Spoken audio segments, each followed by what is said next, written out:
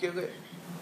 मग महाविकास आघाडी असतानाच जेव्हा हा विषय विधानसभेत आला आणि विधानसभेत एका पक्षाच्या नेत्यांनी याच्यावर एक समिती करावी, मी स्वतः उभा राहिलो आणि सांगितलं समिती करा, आवश्यकता असेल तर 5 न्यायमूर्ती गावा, कारण हे ईश्वरीय कार्य, या ईश्वरीय कार्याला कोणीही अशा पद्धतीने गालबोट गावता कामा नये. हे आजही रेकॉर्डमध्ये विधानसभेचे आहे. मग 2 वर्ष 8 महिने महाविकास आघाडीचं सरकार होतं. खूप त्यांनी याच्यामध्ये चर्चा केली, पण काही सापडू शकत नव्हतं, कारण यामध्ये काही झालेलंच नव्हतं. आणि गैरसमज काही ठिकाणी तर असे होते की एका ठिकाणी मियावाकी म्हणजे जपानची वनगावण्याची ही पद्धत आहे, ज्याला आपण आता अटल आनंद घनवन म्हणतो. 1 एकरमध्ये साधारणतः नॅचरली आपण 400 झाडं गावतो, 400 ते 600. इथं मात्र विविध प्रकारचे 13,000 झाडं 1 एकरमध्ये गावायची ही नवीन पद्धत जपानने विकसित केली. आता काही ठिकाणी छत्रपती संभाजीनगर सारख्या क्षेत्रात वन विभागाची जमीन कमी आहे आणि म्हणून काही लोकांनी मियावाकी म्हणजे अटल घनवन गावलं, त्याच्यावरही टीका केली, इतक्या जवळ झाडं गावतात का.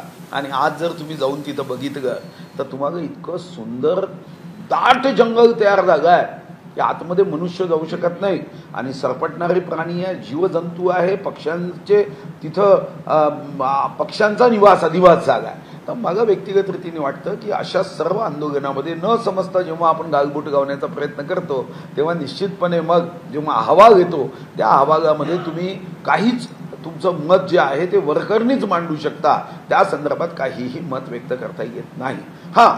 एक गोष्ट असू शकली असती की एखाद्या गावामध्ये ग्रामपंचायतनी वृक्ष गावताना तिथं काही त्या संदर्भातील अनियमितता असण्याची शक्यता नाकारता येत नव्हती.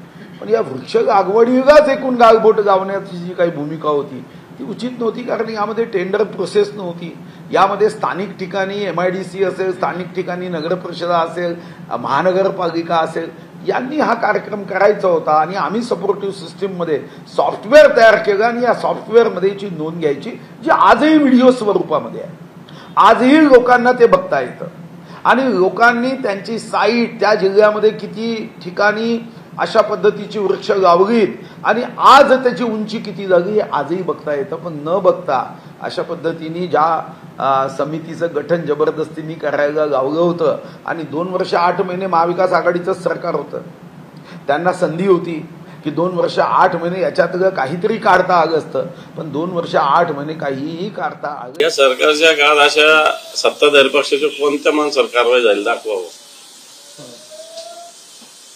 सगळ्यांनाच क्लीन चिट मिळते, अजितदादांना मिळते, त्या प्रफुल्ल पटेलांना मिळते, सगळ्या लोकांना क्लीन चिट मिळते, प्रवीण दरेकरांना मिळते. आता ही एक क्लीन चिट त्याला